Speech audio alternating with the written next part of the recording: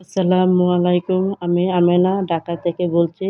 Amena channel আরও একবার স্বাগতম জানাই। কাছে বা দূরে যে যেখান থেকে দেখছেন, আশা করি সবাই ভালো আছেন। নতুন ভিডিও দেখার জন্য সবাইকে আমন্ত্রণ জানাচ্ছি। আজ আমি রান্না করব রুই মাছ দিয়ে ফুলকপি, চাপিলা মাছ দিয়ে টমেটো, চিংড়ি মাছের বড়া। রুই মাছ আমি ভেজে নেব, ফুলকপিও দিয়ে দিয়েছি। ফুলকপি আমি ভেজে নেব। তো এইভাবে রান্না করলে আমার তো ভালো লাগে।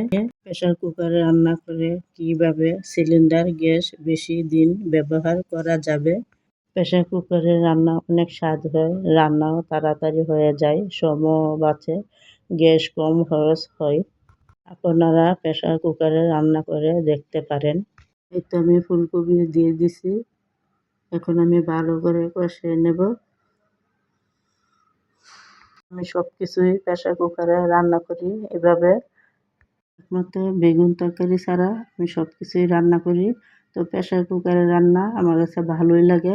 আমি এই দিক দিয়ে পানি দিয়ে দিলাম, একটু স্বাদ বাড়ার জন্য টমেটো দিয়ে দিলাম। এখন আমি প্রেশার কুকারে ঢাকনাটা লাগাই দেব। তো একটা সিজ দেব শুধু, দিয়ে চাপিলা মাছ দিয়ে টমেটো দিয়ে আমি রান্না করে নিয়েছি। এটা আমার রান্না হয়ে গেছে। এখন আমি ধনিয়াপাতা দিয়ে দেব। ধনিয়াপাতা দিলে স্বাদটা বেড়ে যায়। এখন আমি নামাই নেব। প্রেশার কুকারে 2-3 মিনিট আমি রাখবো, রাখার পর তারপরে আমি নামাই নেব। তো বেশি সময় দিয়ে আবার রাখা যাবে না, তো বেশি আবার নরম হয়ে যাবে। আমি নামাই নিয়ে পাতিলার মধ্যে নিয়ে নিয়েছি। মাছগুলো আমি দিয়ে দিয়েছি।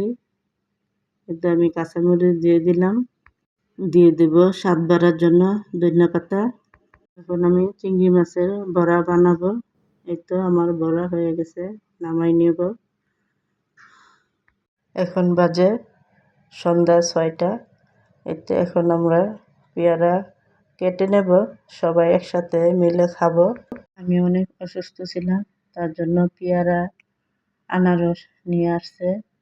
তো আনারস জ্বরের মধ্যে খাওয়াটা অনেক উপকার।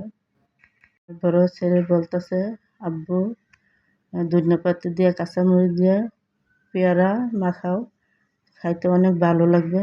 এই তো আমরা একসাথে সবাই খাওয়া দাওয়া করছি। জ্বরের মধ্যে পেয়ারা এভাবে খাইলে অনেক ভালো লাগে। তো আমরা খাওয়া দাওয়া শেষ। এখন আমি প্লেটগুলা মেজে নেব। তো যে কোনো কাজেই আমি সাথে সাথে করে নেই, যাতে কোনো জিনিস জমানো না থাকে।